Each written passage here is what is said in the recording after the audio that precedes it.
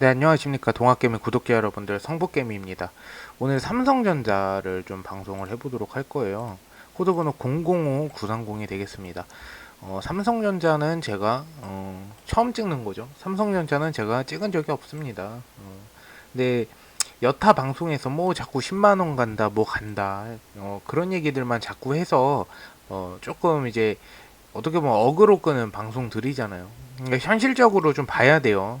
실제로 제가 항상 동학개미 구독자 여러분들 다들 아시겠지만 종목 픽하는 것도 중요하지만 대응이 제일 중요하고, 사실 삼성전자라는 거는 저희 대한민국 사람이면 모두가 다 아는 그런 종목이기도 하고, 특히나 이제 LG, 삼성, 뭐 하나 이런 거는 주식 초보자들이 많이 들어가는 종목이기도 하죠. 그러면은 우리가 이 주가가 이렇게 많이 떨어졌을 때, 지금 거의 코로나 사태 때와 비슷한 지점으로 거의 왔어요. 5만원대, 이제 4만원 후반대, 5만원대 이렇게 거의 왔는데, 현실적으로 삼성전자가 얼마만큼 있어야지만 이 주가가 상승을 할 것이며, 그리고 어떻게 해야지만 삼성전자 주가가 크게 상승하냐, 제가 현실적으로 말씀드릴게요. 일단은 차트는 의미가 없어요. 삼성전자 같은 경우에는 차트는 의미가 없다. 뭐 차트가 의미가 없는 이유는 여러분들이 더 잘 아실 거예요. 삼성전자는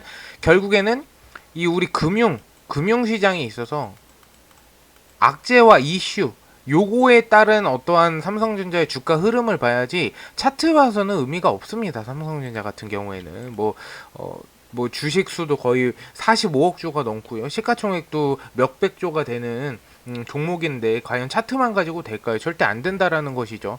삼성전자가 지금 지속적으로 떨어진 이유가, 첫 번째가 뭐가 있죠? 코로나로 인해서 주가가 올랐다가 계속 코로나로 여기 맨 처음에 떨어졌었죠. 그리고 상승했다가 이 이슈 이후에 뭐가 왔어요? 인플레이션 왔죠. 인플레이션만 오면 괜찮아요. 인플레이션이면 물가 상승이겠죠. 근데 물가 상승이 오고 그 다음에 뭐가 왔어요? 긴축이 왔죠. 긴축. 양적 긴축이라고 해요. 양적 긴축. 이 양적 긴축이 뭐냐? 금리를 인상하냐 마냐 이런 거라고 보시면 될 것 같은데, 양적 긴축 후에는 어떤 게 오죠? 여러분들? 진짜 금리를 인상을 시키면은 당연히 주가에는 악영향을 미치겠죠? 근데 인플레이션은 물가 지금 지수가 8.3%예요. 1980년도 이후에 물가가 사상 최대치를 지금 찍었단 말이에요. 그럼 상승을 계속하면 어쩔 수 없이 긴축을 할 수밖에 없고, 양적 긴축 이후에는 QT가 나와야죠. QT. 근데 이거는 이미 6, 7월 달에 어느 정도 진행을 하겠다, 어느 정도 올리겠다, 물가를 안정화시키면서 이 정도는 올리겠다라고 이제 연준에서 파월 의장이 그런 거는 다 발표를 했었고, 기존의 삼성전자가 계속 떨어졌던 이유도 최근에 저희 바이든 대통령이 한국 내방 오면서 뭐 반도체 산업을 뭐 경제력을 강화시키겠다, 뭐 이런 어떠한 좋은 말만, 어떻게 보면 사탕 발린 말이죠. 그 말만 하고 갔다가 결국 어떻게 돼요? 뒤돌아서는 이 삼성전자가 맥을 못 썼죠. 좋은 결과가 안 나왔어요. 근데 이 바이든 대통령이 그 말했던 거를 저는 또 뭐 이해한다라고 하기보다는, 일단은 당장에 반도체를 주목시킬 수가 없는 게, 미국은 그게 굉장히 급해요. 물가를 잡는 것부터가 우선이고, 그 다음에 금리 인상 부분에서도 굉장히 예민하게 되고, 물가가 상승하면은 금리 인상을 시킬 수밖에 없는 거고, 그 양적 긴축을 통해서 QT가 나와야 됩니다. 그래서 이런 패턴을 이어 나가면서 점점 물가를 안정화시키는 건데, 그 안정화가 언제 되냐라는 불확실성이 생긴 거죠. 불확실성. 이렇게 되면 어떻게 돼요?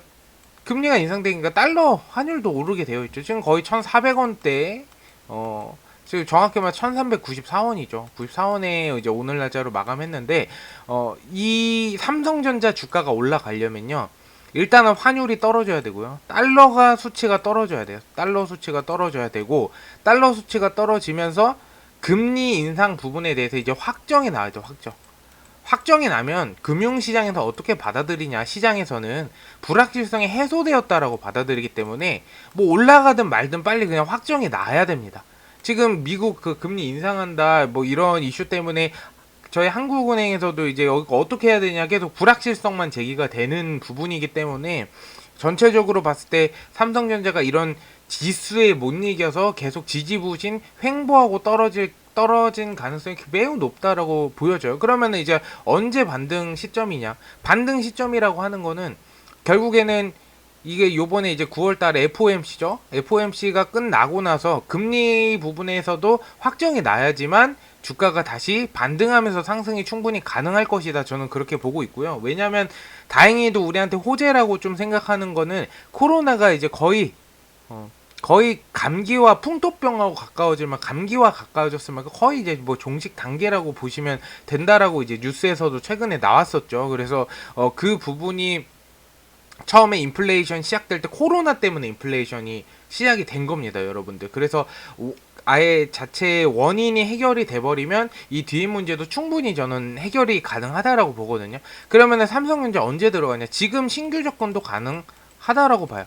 신규 접근도 가능하지만 이 위에 7만원, 8만원대 물리셨던 분은 사실 지속적으로 비중을 늘려가면서 제가 항상 그 방송 들으면서 말씀드리면 종목 픽도 중요하지만 90%는 주식 잘하는 사람들은 90%는 대응이에요. 대응이면 두 가지밖에 없어요. 사실 비중을 줄이거나 아니면 비중을 늘리거나 두 가지죠. 근데 삼성전자는 비중을 늘리는 방향이 이 저점에서는 훨씬 더 좋겠죠. 그래서 제가 판단했을 때는 이 종목별 매매 동향 부분도 한번 볼게요. 이 투자자별 매매 동향 부분을 봤을 때도요.